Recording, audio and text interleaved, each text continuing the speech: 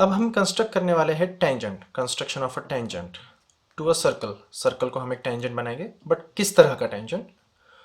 Point on a circle, at a point on a circle मतलब circle के किसी एक पॉइंट पर, from a point outside the circle, कि सर्कल के किसी एक पॉइंट पर, बट दूसरा और एक पॉइंट लेना है जो सर्कल से बाहर होगा वहां से। इसके लिए क्वेश्चन कैसे पूछा जाएगा? कुछ इस तरह से सवाल होगा। Draw a circle with a radius 2.5 centimetre, take a point P at a distance 6 centimetre from centre of the circle. देखिए, पहले तो हमें सर्कल ड्रॉ करने के लिए कहा है, फिर पॉइंट P लेने के लिए कहा है जो 6 सेंटीमीटर दूर होगा। कैसे लिखा है देखो, take point P at a distance 6 centimetre from the centre of the circle, कि सर्कल के सेंटर से 6 सेंटीमीटर दूर एक पॉइंट P लेना है। Draw tangents to the circle from the point P। हमें टेंजेंट्स ड्रॉ करने हैं सर्कल पर फ्रॉम पॉइंट P से। अब कैसे करेंगे देखिए, स्टेप कुछ इस तरह से जाएगी। सबसे पहली स्टेप होगी draw a circle of a given radius. तो हमें रेडियस कितना मिला है? रेडियस 2.5 सेंटीमीटर मिला है। उससे हम एक सर्कल ड्रॉ करेंगे सबसे पहले। अब याद रखिए बच्चों, सर्कल अब जब यहाँ ड्रॉ करो तो स्पेस पेज पर मैनेज करना बहुत ज़रूरी है।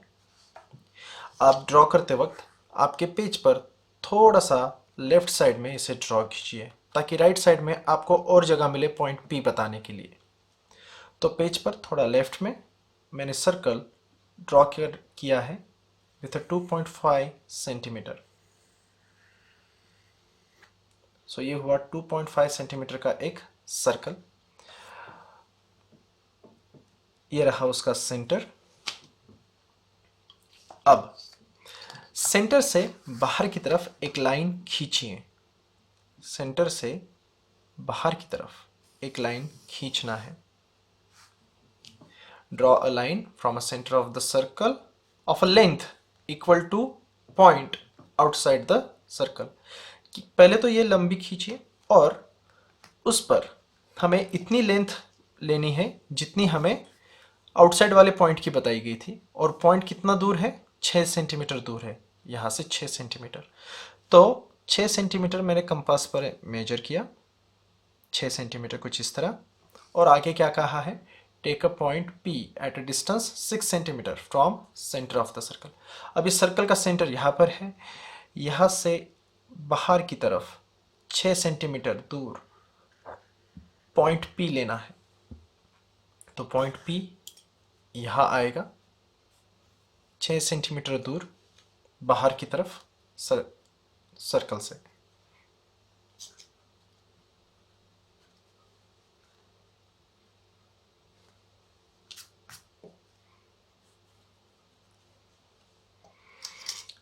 अब टेंजेंट बनाने के लिए क्या करना पड़ेगा?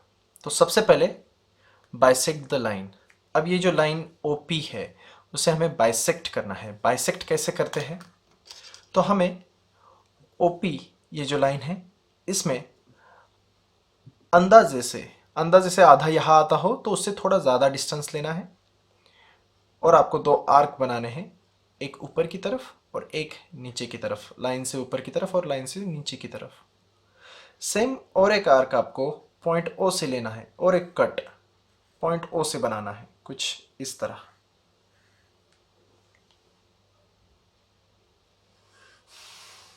याद रहे, कट सही से बनाना है। इन दोनों कट्स को आपस में ज्वाइन कर लीजिए, कुछ इस तरह। और हम इसे नाम दे देंगे LN। और जहां पर यह इंटरसेक्ट हो रहा है वहां पर परपेंडिकुलर बता के नाम देंगे M।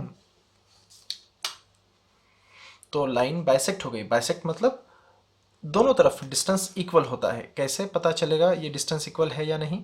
P से M मेजर कीजिए और देखिए उतना ही M से O आता है या नहीं। अगर ये सेम है दोनों तरफ का डिस्टेंस तो इसका मतलब बाइसेक्ट हो गया। अब अगली स्टेप क्या होगी? Draw a circle from a point of a bisection. तो ये देखिए, ये पॉइंट है बाइसेक्शन का M।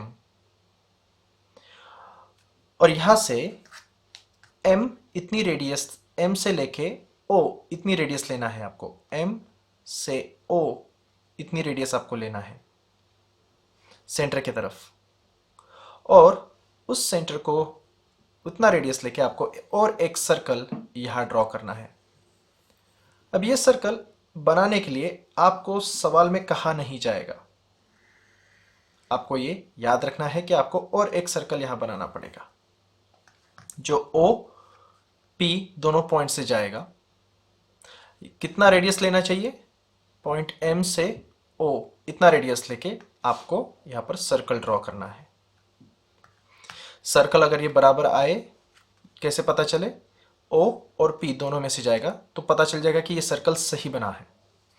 जैसे ये सर्कल बन जाए तो आप देखोगे कि सर्कल, ये नया वाला सर्कल पहले वाले सर्कल को दो पॉइंट्स में इंटरसेक्ट करता है। इन पॉइंट्स को हम नाम दे देंगे पॉइंट A और पॉइंट B।